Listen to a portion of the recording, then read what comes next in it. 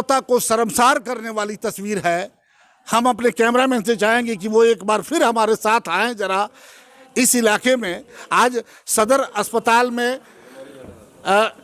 बहुत दिनों के बाद आने का मौका मिला, चूँकि कल एक पेशेंट कोरोना पॉजिटिव पाया गया था, उसकी मौत हो गई थी। और उस समय एक तस्वीर हमने कल देखा था सोशल मीडिया पे कि सारे अस्पताल के कर्मचारी उस बॉडी को छोड़ करके भाग गए थे।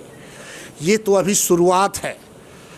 और जिस तरह से सीएस का कहना है कि ये बड़े वेग से कोरोना बढ़ा हुआ है, और वो अगर कल 2-4 इसी तरह के पॉजिटिव लाशें यहाँ आती हैं, उस समय क्या होगा। लेकिन उससे भी वो तो बात जो होगा सो होगा, वो बाद की तस्वीर है। लेकिन अभी जो तस्वीर है वो इतनी शर्मसार करने वाली तस्वीर है कि एक ये सिवान का सदर अस्पताल है और हम चल रहे हैं आपको उस तरफ जहां एक मरीज को किस हालत में रखा गया है। ये मरीज शायद अपने जिंदगी और मौत की एक एक घड़ियां गिन रहा है। किस तरह से इसको वार्ड से निकाल करके बाहर धूप में इसको रख दिया गया है और इसके सर पे एक एसी का वो फैन भी लगा हुआ है।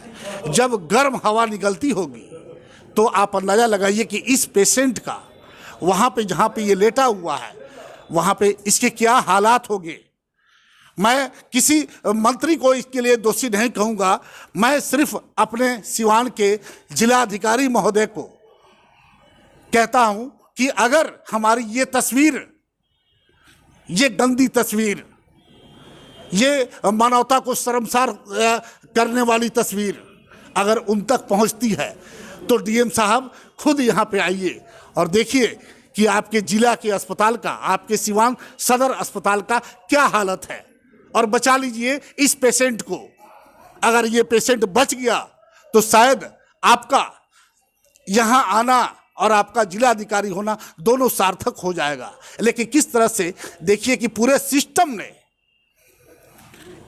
इस पेशेंट को मरने के लिए बाहर एक बेड दे करके छोड़ दिया है। इस पर हम बातचीत करेंगे एक बार फिर श्रीनिवास यादव से कि श्रीनिवास यादव जी, ये जो पेशेंट दिखाई दे रहा है क्या कहानी है, चूँकि आप सदर अस्पताल में रहते हैं। देखिए, इस पेशेंट के कोई नहीं है। बाकी किसी भी पेशेंट को कोई गार्जियन हो या ना हो, उसको इलाज तब तक किया जाता है जब तक वो व्यक्ति जिंदा रहता है, तो उसको पुलिस वार्ड में रखा जाता है। बाकी क्या व्यवस्था है, अब इस पर हम सिविल सर्जन साहब से पूछना चाहते हैं कि ये कौन सा वार्ड है जहाँ एसी का गर्म निकलता है, जहाँ सांप का खजाना है, जहाँ मैंने गंदगी का फैक्ट्री है, उधर लेटरिन बाथरूम है, वो इस परिस्थिति में इस व्यक्ति को बेड लगा दिया गया है। हम पूछना चाहते हैं कि कौन डॉक्टर जाके इलाज करता है, कौन कंपाउंडर उसको इलाज करता है। ये सरासर धोखा दिया जा रहा है। हम जिला पदाधिकारी का ध्यान आकृष्ट करना चाहते हैं। कितने दिनों से यहाँ पे पड़ा हुआ है? लगभग 2 दिन से पड़ा हुआ है। हम लोग कितना भी कहेंगे ये लोग बात नहीं सुनते हैं। बाकी हम जिला पदाधिकारी से ध्यान आकृष्ट करना चाहते हैं कि कभी औचक निरीक्षण बिना सूचना दिए हुए आप सदर अस्पताल में कीजिए, तब आपको हकीकत मालूम हो जाएगा कि सदर अस्पताल में क्या हो रहा है, क्या हो नहीं हो रहा है। निश्चित तौर पर जब सूचना दे के हम आएंगे किसी। अच्छा, इसकी खबर आपने, चूंकि आप तो अस्पताल में रहते हैं, इसकी खबर आपने सीएस साहब को बताया उनको कि आपके अस्पताल में इस तरह से लोगों को मारा जा रहा है? नहीं, हम लोग बताए हैं, जो यहाँ इमरजेंसी ड्यूटी करते हैं उनको हम लोग बताए, तो वो लोग कहता है कि यही व्यवस्था है तो हम लोग क्या करेंगे। ये तो सिविल सर्जन के या मैनेजर के और डीएस की जिम्मेदारी बनती है कि वो कहाँ रखेंगे। मतलब कि यही व्यवस्था है, दूसरी कोई व्यवस्था नहीं? व्यवस्था नहीं है। हम तो चाहेंगे नू कि अभी सरकार का एक व्यवस्था है कि जो कोरोना से व्यक्ति मर जाता है तो उसको 4-4 लाख रुपया मिलता है। बाकी यही नथू छाप में आज 4 दिन हुए मरे हुए व्यक्ति का आज भी 1 पैसा उसको भुगतान नहीं हुआ है। रोड एक्सीडेंट में नियम है कि उसको 2.5 लाख रुपया तुरंत देना है इलाज करने के लिए। बाकी 1 तारीख से आज तक कई गो एक्सीडेंट हो गया, किसी भी व्यक्ति को 1 पैसा का भुगतान नहीं हो रहा है। अभी जिला पदाधिकारी की यहाँ 55-60 के लपेट में आवेदन स्वीकृत है, जिसको रोड एक्सीडेंट में घटना से मृत्यु हो गया, सीओ थाना सारूर से रिपोर्ट है गया, उसका आज तक ले भुगतान हुआ। 150 ऐसे आवेदन है जिसका अभी थोड़ा विलम्ब है, किसी कारणवश अभी कहीं एसडीओ की यहाँ फंसा है, कोई डीसीएलआर की यहाँ फंसा है, कहीं सीओ की यहाँ फंसा है, वैसे 150 लोग का है घटना में जिसका आज तक भुगतान हुए। चलिए चलिए ये समस्या बहुत लंबी हो गया है। डीसीएलआर को सबको पैसा चाहिए तब ये लोग पास करेगा। ये कमीने हैं, आम पब्लिक का टैक्स खा रहे हैं। ये आक्रोश है, ये आक्रोश और ये आक्रोश बढ़ेगा। हम जान अगर ये और गवर्नमेंट टैक्स को खा रही है, चोटा है गवर्नमेंट, एकदम चोटा है। अगर व्यवस्था नहीं बदली तो हमें लगता है कि वो दिन दूर नहीं जब आम आदमी, हम लोग मोदी जी को वोट दिया कि हम लोग को व्यवस्था सुधरेगा, लेकिन वो तो खाली कांग्रेस को साफ करने में लगे हैं, व्यवस्था को एकदम नाश ताश करने में लगे हुए हैं। आपको लगता है कि मोदी जी के आने के बाद से व्यवस्था और एकदम चरमरा गई है। उनको खाली पैसा चाहिए, पैसा चाहिए, किस तरह खाली पैसा चाहिए, पब्लिक को कोई सुविधा नहीं है। आज मैं कट्टर बीजेपी का समर्थक हूं, लेकिन फिर भी उनका विरोध कर रहा हूं कि यहाँ के क्या व्यवस्था है। नीतीश जी को विरोध कर रहा हूं कि क्या यहाँ का सुशासन है, उनका यही सुशासन है। टैक्स लेने के लिए एक एक पैसा आप रखते हो, किसी को खाता लॉक करते हो, और इलाज करने के लिए आपका सुविधा नहीं है। ये इनकी बातें बिल्कुल आज इस सदर अस्पताल में आने के बाद से हमें लगा कि शायद हमने देर कर दिया। एटीएन लाइव जाना जाता है गरीबों और मजलूमों की आवाज़ के लिए, और आज बहुत दिनों के बाद हम यहाँ पे पहुँचे थे कोरोना के हालचाल जानने के लिए कि उस बीमारी को लेकर के क्या तैयारियां हैं, क्या यहाँ पे व्यवस्था है। लेकिन अस्पताल में आने के बाद जो तस्वीर सामने आई है, हमें लगता है कि ये तस्वीर बड़ी घिनौनी है। और जिलाधिकारी महोदय से एक निवेदन है कि बिना बताए, बिना किसी अधिकारी को सूचना दिए, बिना सीएस को सूचना दिए, वो एक बार इस सदर अस्पताल का रुख करें और यहाँ की सच्चाई को देखें, और यहाँ पे तिल तिल कर मरते हुए उन मरीजों के दर्द को समझें। ऐसे मरीज ये कितने दिनों तक जिंदा रहेगा, ये कब तक सांसें ले पाएगा, जिसको निकाल करके बाहर इस तरीके से इसे फेंक दिया गया है। तो जिलाधिकारी महोदय के पास अगर हमारी ये आवाज़ जाती है, हम इस गरीब को बचा पाते हैं, तो हमारा ये न्यूज सार्थक होगा। अन्यथा जिस तरह के अभी आक्रोश आप लोगों ने देखा है कि जो लोग मोदी जी के भक्त थे, आज वो किस तरह से उनके खिलाफ आवाज़ उठा रहे हैं, और ये आवाज़ और मजबूत होगी क्योंकि व्यवस्था बिगड़ी हुई है। और इस व्यवस्था को सुधारने के लिए जिलाधिकारी को सिवान सदर अस्पताल में औचक निरीक्षण करना होगा।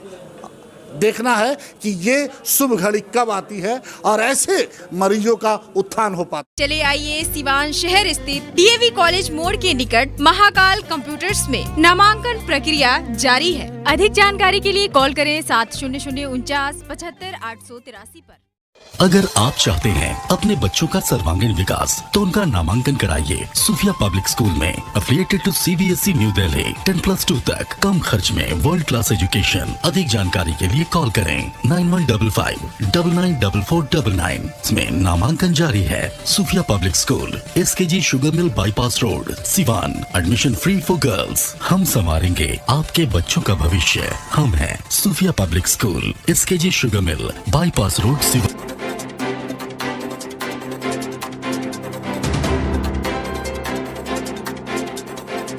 मैं नहीं, मेरा काम बोलता है। Commerce by Vishal sir. 12th का new batch start and BCom का न्यू बैच स्टार्ट। जो स्टूडेंट 11th नहीं पढ़े हैं या कमजोर है, तो उन्हें कॉमर्स के बेसिक पढ़ाकर 12th का सिलेबस स्टार्ट किया जाएगा। यहाँ पर accountancy, economics, business studies, EPS चारों विषय की समय से सिलेबस पूरी कराई जाएगी। सिवान की एकमात्र ऐसी संस्था जहां lesson by lesson objective notes दिया जाएगा। वीकली टेस्ट की है व्यवस्था। एक लेसन के पूरा होने पर टेस्ट की है व्यवस्था। संडे को एक्स्ट्रा क्लासेज, कमजोर स्टूडेंट के लिए स्पेशल क्लासेस की व्यवस्था।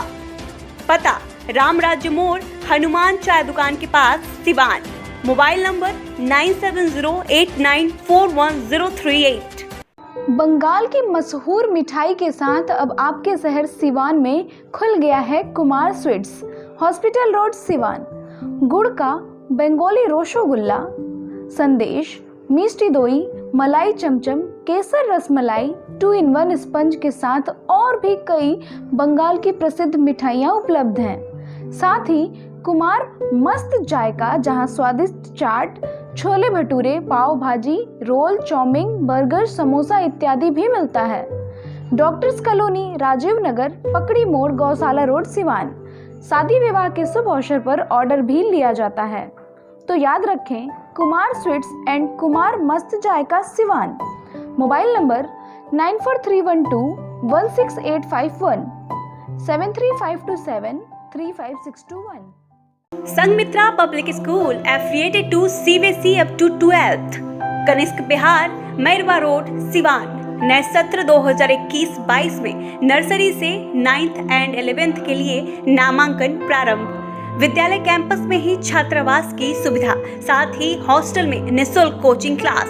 एकमात्र ऐसा विद्यालय जहां बच्चों के लिए स्विमिंग पूल की सुविधा। आप अपने बच्चों का उज्जवल भविष्य बनाना चाहते हैं तो आज ही नामांकन कराएं Sanghamitra public school, Kanishka Bihar, Mairwa road, Siwan. प्राचार्य Navodita Ghosh, chairman Manish Prasad Singh. Helpline number 9899701920, 9939422718, 8002500381। नमस्कार, सत श्री अकाल, जय जिनेंद्र और आप सबको मेरा आदाब। मैं हूं अपरा मेहता। भाई, स्मार्ट हो गया आजकल की पढ़ाई का तरीका। अगर शर्मा जी का बेटा इंजीनियर बनना चाहता है तो ये जरूरी तो नहीं है कि आपके बेटे को भी वही करना चाहिए, क्योंकि आजकल के मॉडर्न जमाने ने हमारे बच्चों की पढ़ाई को भी कर दिया है अपग्रेड।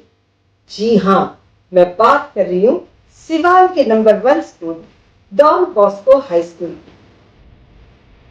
जहाँ सिर्फ किताबी ज्ञान ही नहीं बल्कि मॉडर्न और इंटरेस्टिंग तरीकों से बच्चों को नॉलेजेबल बनाया जाता है, जिसकी वजह से जिंदगी की आगे की दौड़ में बच्चा अपनी मंजिल खुद तलाश कर सके।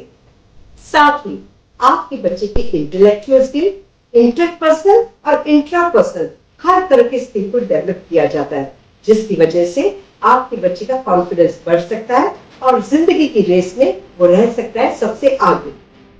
अपने बच्चे के बेहतर कल के लिए मैंने चुना है डॉन बॉस्को हाई स्कूल। संपूर्ण विकास और प्रगतिशील सोच वाला शहर का एकमात्र स्कूल। आपके बच्चे के फ्यूचर के लिए यही है बेस्ट, इसीलिए आज ही विजिट कीजिए डॉन बॉस्को हाई स्कूल या फिर लॉग ऑन टू www.dbhs.edu.in पर। Emmanuel Mission High School, contact number 7070640653 and 7717786686, and Emmanuel Convent School, contact number 8909836936 and 9934407656. The trusted name for quality education since 1986. Admission open up to standard 8. 50% off on admission till 31st March. Hurry up! Emmanuel Mission High School and Emmanuel Convent School, Siwan. Electronic scooty खरीदने वालों के लिए खुशखबरी। न petrol, न Mobil, न registration, न driving licence, झंझट की दुनिया से बिल्कुल दूर।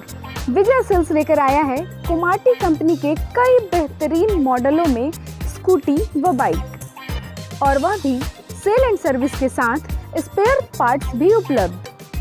वहीं ISI सर्टिफाइड स्पीको कंपनी का ई-रिक्शा कई बेहतरीन मॉडल व काफी मजबूती और 1 साल की गारंटी के साथ। तो अब पेट्रोल, मोबिल, रजिस्ट्रेशन का झंझट खत्म। आज ही चलें भारत की सबसे प्रतिष्ठित इलेक्ट्रॉनिक कंपनी के शोरूम में। विजय सेल्स एजेंसी, छपरा रोड, चांप ढाला के नजदीक, सिवान। फाइनेंस की सुविधा आसान किस्तों पर उपलब्ध है। सब डीलर्स के लिए भी संपर्क करें। Mobile number 9939865500, 8709001639, 8539910141।